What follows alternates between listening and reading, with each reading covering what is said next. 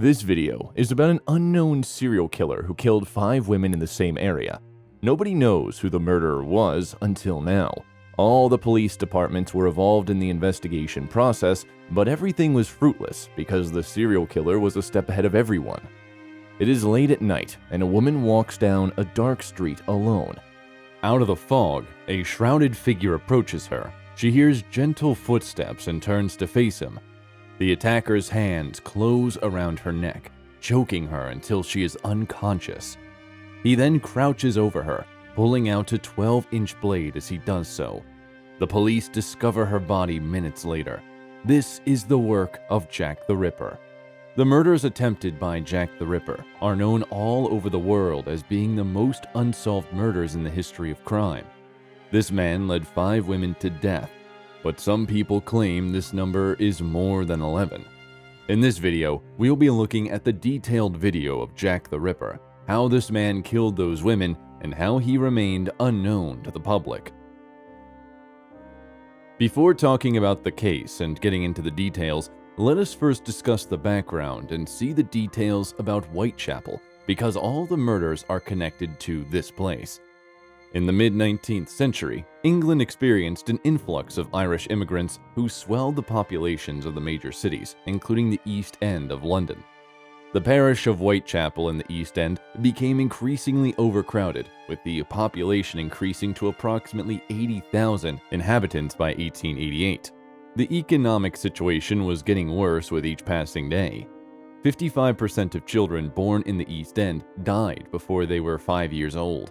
Robbery, violence, and alcohol dependency were commonplace, and the endemic poverty drove many women to prostitution to survive on a daily basis.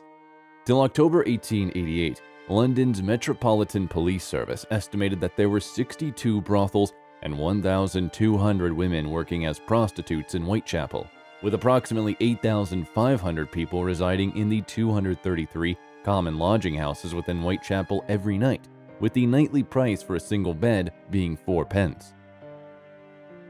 Now, let's look at the details of how the murders began in the Whitechapel area.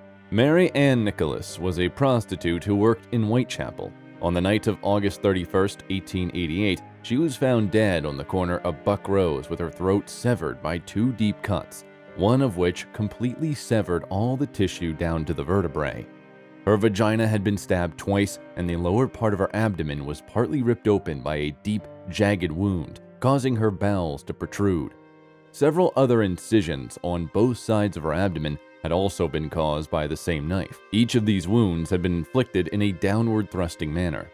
This is the first of 5 murders that happened over 3 months. From August to November 1888, these murders are known as the Canonical 5 and are believed to be the work of Jack the Ripper. All 5 murders had some things in common, like deep slash wounds to the throat, followed by extensive abdominal and genital area mutilation, the removal of internal organs, and progressive facial mutilations, which were the distinctive features of the Ripper's modus operandi. 1 week after the murder of Mary Ann Nicholas, on Saturday, August 8, 1888 at 6 a.m., the body of the second victim, Annie Chapman, was found near the steps to the doorway of the backyard of 29 Hanbury Street, Spitalfields. As in the case of Nichols, the throat was severed by 2 deep cuts. Her abdomen had been cut entirely open, with a section of the flesh from her stomach being placed upon her left shoulder and another section of skin and flesh, plus her small intestines being removed and placed above her right shoulder. Chapman's autopsy was revealed that her uterus and sections of her bladder and vagina had been removed. During the investigation into Chapman's murder, Elizabeth Long stated that she saw her standing in the street at 5:30 a.m. with a dark-haired man wearing a brown deerstalker hat and dark overcoat. The man was reportedly of a shabby genteel approach. According to this eyewitness, the man had asked Chapman, "Will you?" to which Chapman replied, "Yes." The murder train then continued on the 30th of November when Elizabeth Stride and Catherine Eddowes were both killed in the early morning hours. Stride's body was discovered at approximately 1 a.m. in Dutfield's yard off Burner Street. The cause of death was a single clear-cut incision measuring 6 inches across her neck, which had severed her left cardioid artery and her trachea before terminating beneath her right jaw. The absence of any further mutilations to her body has led to uncertainty as to whether Stride's murder was committed by the Ripper or whether he was interrupted during the attack. Several witnesses later informed police they had seen Stride in the company of a man in or close to Burner Street on the evening of September 29 and in the early hours of September 30, but each gave differing descriptions. Some said that her companion was fair, others dark. Some said that he was shabbily dressed, others well-dressed. On the other hand, Edow's dead body was discovered in a corner of Mitre Square in the City of London. Her throat was severed from ear to ear and her abdomen ripped open by a long, deep and jagged wound before her intestines had been placed over her right shoulder, with a section of intestines being completely detached and placed between her body and left arm. Her kidney and major part of her uterus were removed. Her face was also disfigured, with her nose severed and her cheeks slashed with multiple cuts. The police surgeon who conducted the post-mortem on Edow's body stated that, in his opinion, these mutilations would have taken at least 5 minutes to complete. The last person to see Edow's was a local cigarette salesman named Joseph Lewent. He saw Edow's while passing through the square with his friends. At the time, Edow's was standing with a fair-haired man of shabby appearance. The murders of Stride and Edow's ultimately became known as the double event. A message was found when at 2:55 a.m., a part of Edow's bloodied apron was discovered at the door to a tenant on Goulston Street in Whitechapel. The Jews are the men who will not be blamed for nothing. A chalk inscription on the wall right above this apron said. This graffiti was dubbed the Goulston Street Graffiti. The statement appeared to indicate that a Jew, or Jews in general, were responsible for the series of killings, although it is unknown if the graffiti was scrawled by the killer when dumping the portion of apron or was purely accidental and unrelated to the case. Graffiti like this was frequent in Whitechapel, so it was concluded that this message was not related to the murders. Charles Warren, concerned that the graffiti might incite anti-Semitic rioting, had the writing wiped away before sunrise. So far, no signs of the murder have been found, and another murder has hit the area. Mary Jane Kelly's mangled and dismembered body was discovered lying on the bed in her single room at 13 Miller's Court, off Dorset Street, Spitalfield, at 10:45 a.m. on Friday, November 9, 1888. Her face had been hacked beyond all recognition, with her throat severed down to the spine and the abdomen almost emptied of its organs. Her uterus, kidneys, and one breast that had been placed beneath her head, while additional viscera from her body had been placed beside her foot around the bed and on a bedside table. The murder scene was devoid of heart. Multiple lashes discovered in the fireplace at 13 Miller's Court indicated that Kelly's murderer had burned multiple flammable items to illuminate the single room while mutilating her body. A recent fire had melted the solder between a kettle and its spout, which had dropped into the fireplace grate. All 5 muggings were attempted at night, mostly on or close to a weekend, except for Stride, whose assailant may have been prevented. The mutilations got progressively worse as the sequence of killings progressed. Chapman's uterus and sections of her bladder and vagina were taken. Edow's uterus and left kidney were removed and her face mutilated. And Kelly's body was extensively eviscerated, with her face gashed in all directions and the tissue of her neck severed to the bone, despite the fact that the heart was the only body organ missing from the scene. It is believed that all 5 murders were connected and were committed by the same person. In 1894, Sir Melville McNaughton, Assistant Chief Constable of the Metropolitan Police Service and head of the Criminal Investigation Department, CID, produced a report that stated the Whitechapel killer had 5 victims and 5 victims only. Similarly, the canonical 5 victims were tied together in a letter written on November 10, 1888 by Police Surgeon Thomas Bond to Robert Anderson, Chief of the London CID.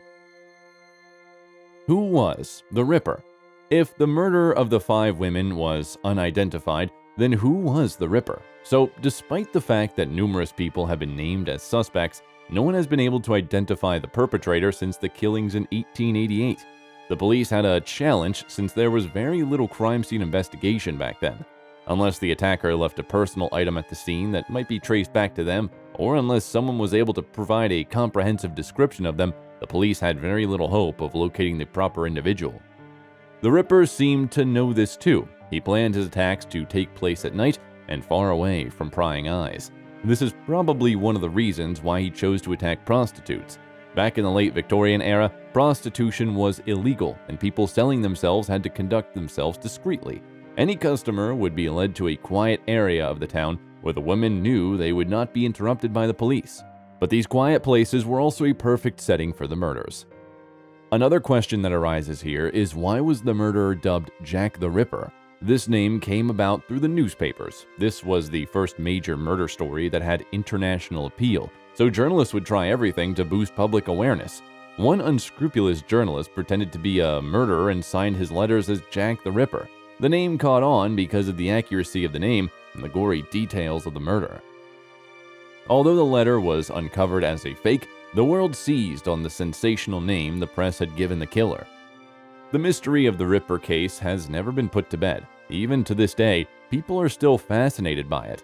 And this is why, in 1986, the FBI created a detailed psychological profile of Jack the Ripper to see if they could find the culprit by looking through the records from the time. The profile took into account geographical situations, motives, required knowledge, any physiological prerequisites, and potential psychological attributes. Once the mold had been cast, all that was needed was to trawl back through the case notes and reports to see if anyone who had been suspected fit the profile. And the majority of the City of London police papers connected to the investigation of these murders were destroyed in the Blitz. The preserved Metropolitan Police files provided a thorough look at Victorian-era investigation processes. A big police force conducted house-to-house investigations across Whitechapel. Forensic evidence was gathered and evaluated, suspects were identified, tracked down, and either investigated further or removed from the investigation. A similar trend may be found in modern police activity. Over 2,000 people were interrogated, up to 300 were probed, and 80 people were imprisoned. Following the killings of Stride and Eddowes, Sir James Fraser, Commissioner of the City Police, announced a £500 reward for the Ripper's capture. The inquiry was first led by Detective Inspector Edmund Reed of the Metropolitan Police Whitechapel H Division Criminal Investigation Department, CID. Following Nichols' murder, Detective Inspectors Frederick Aberline, Henry Moore, and Walter Andrews were dispatched from Scotland Yard's central office to help. After the Eddowes murder, which happened within the City of London, the City of London Police became engaged, led by Detective Inspector James McWilliam.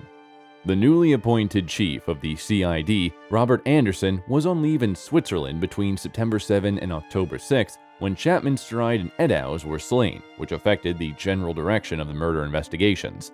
This prompted Metropolitan Police Commissioner Sir Charles Warren to appoint Chief Inspector Donald Swanson to coordinate the inquiry from Scotland Yard.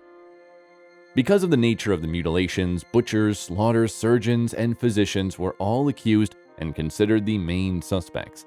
According to a preserved letter from Major Henry Smith, acting commissioner of the city police, the alibis of local butchers and slaughterers were probed with the conclusion that they were excluded from the investigation. Inspector Swanson's report to the Home Office indicates that 76 butchers and slaughterers were visited, and the investigation included all of their personnel for the past 6 months. Whitechapel was close to the London docks, and usually such boats docked on Thursday or Friday and departed on Saturday or Sunday.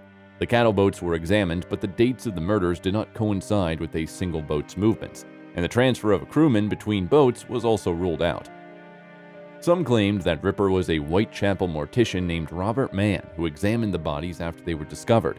One of the more outlandish theories is that it was the famous novelist Lewis Carroll, author of Alice in Wonderland, who made anagrams of Jack the Ripper in his books. Some people also believed the Duke of Clarence, grandson of Queen Victoria, had a hand in it. Prince Albert Victor was rumored to have a child with the woman who lived in Whitechapel.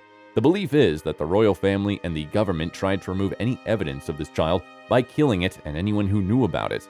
The most probable suspect in the Jack the Ripper case was a young American who came over to England in 1888. Francis Tumblety arrived in England 2 months before the first canonical murder happened, and when compared to the profile, we see that he matches it almost perfectly.